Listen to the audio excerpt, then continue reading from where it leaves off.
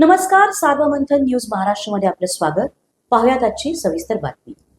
अर्थसंकल्पापूर्वीची DPTची बैठक अनेक अपेक्षा आहेत, अनेक गोष्टींमध्ये तूट आहे. आपल्याला गेल्या वेळेस झालेला प्रॉमिस निधी मिळालेला नाही. काय एकूण चित्र आहे अर्थसंकल्प याचं? नाही, यावेळेला आम्ही अर्थसंकल्पामध्ये जवळपास 1500 कोटी रुपये मागतोय. ते यासाठी की या शहराची वाढती लोकसंख्या, येणार इंडस्ट्रीज या सर्व पाहून आता आम्हाला भरीव तरतूद ही मिळाली पाहिजे. आणि म्हणून आमचा प्रयत्न हाच राहील की दरवेळेला या शहराला त्याचा असलेला बॅकलॉग हा कधी भरून निघाला नाही.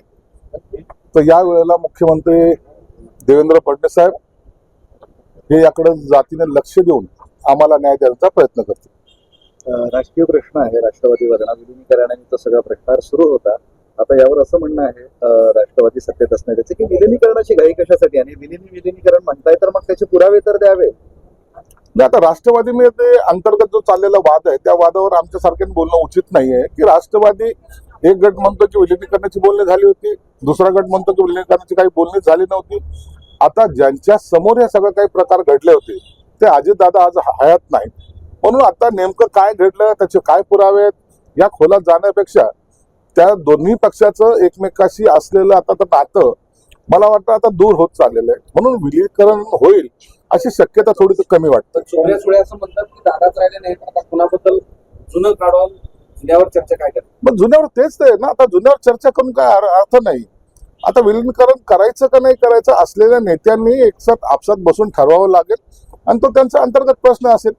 आता एक जण या विलिनीकरणासाठी मान्यच नाहीये त्यांना विलिनीकरण, म्हणून मला वाटतं विलिनीकरणाचं तर हे जे काही आहे फॉर्म्युले एक पुढच्या आठवड्यामध्ये संपून जातील. रोहित पवारांचे सातत्याने गंभीर आरोप सुरू आहे या सगळ्या प्रकरणावर. तुम्ही रोहित पवारांनी जे आरोप केले त्याची दखल माननीय मुख्यमंत्र्यांनी घेतली. त्यांनी सांगितलं की एकदा चौकशीचा अहवाल समोर येऊ द्या. चौकशीचा अहवाल समोर आल्यानंतर त्याच्यावर स्पष्टपणे आपल्याला बोलता येईल. म्हणून आता रोहित पवारांनी जे काही आरोप केले असतील त्या आरोपाची सुद्धा छाननी जरूर होईल, त्याची माहिती सुद्धा घेतली जाईल आणि ह्या 8-10 दिवसामध्ये त्याच्यावरचा जो काही अहवाल येईल त्या अहवालामध्ये सगळं चित्र हे स्पष्ट होईल. चंद्रपुरात तुम्ही लाच घालवली ते तपासा असं हर्षवर्धन सत्तार राऊतांना म्हणतात. संजय राऊतांनी महाराष्ट्रामध्ये पक्षाची लाच घालवली, म्हणून त्याची लाच घालवणं हा काय त्याच्यासाठी नवीन उद्योग नाहीये. संजय राऊतने पक्ष कुठं होता, कुठं नेऊन ठेवलाय हे अख्ख्या महाराष्ट्राच्या जनतेने पाहिलेलं आहे, पक्षाच्या पदाधिकाऱ्यांनी पाहिलेलं आहे, शिवसैनिकांनी पाहिलेलं आहे. म्हणून आता संजय राऊत बद्दल लाच घालवली हे म्हणणं सुद्धा फार छोटा शब्द ठरेल.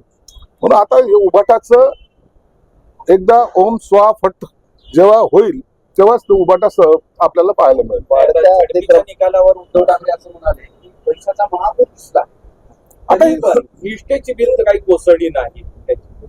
हे आता मनाला समाधान देण्यासाठी असे वाक्य चांगले वाटतात, परंतु एकदा पराभव हा पराभव असतो, तो कोणाचा काय असत.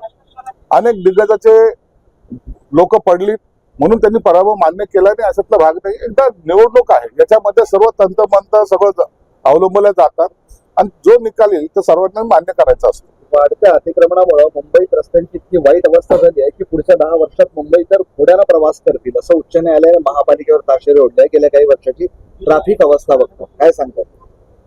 उच्च न्यायालयाने जे काही ताशेरे ओढले ते अत्यंत अनुभवातून ओढलेले ताशेरे ते दिसतात. म्हणून आम्ही दरवेळेला सांगायचो की ठेकेदाराचे घरं भरण्यापेक्षा मुंबईकराला दिलासा देण्याचं काम आपण केलं पाहिजे. परंतु मुंबईकरांना दिलासा, त्या खड्डे भरणारी पाण्यामुळे मुंबई यावर कधीच लक्ष दिलं गेलं नाही. टक्केवारीवर लक्ष दिलं गेलं. निवडणूक आली की मुंबई महाराष्ट्रापासून वेगळी होणार, निवडणूक आली की मराठी माणूस आता काय होणार, हे असे प्रश्न आणून लोकांची दिशाभूल करायचं काम केलं. परंतु या वेळेला मुंबईकरांनी योग्य तो प्रतिसाद दिला आणि मुंबईकरांनी योग्य माणसांच्या हातात सत्ता दिली. सार्वमंथन न्यूज महाराष्ट्राला लाईक करा, शेअर करा, सबस्क्राईब करा.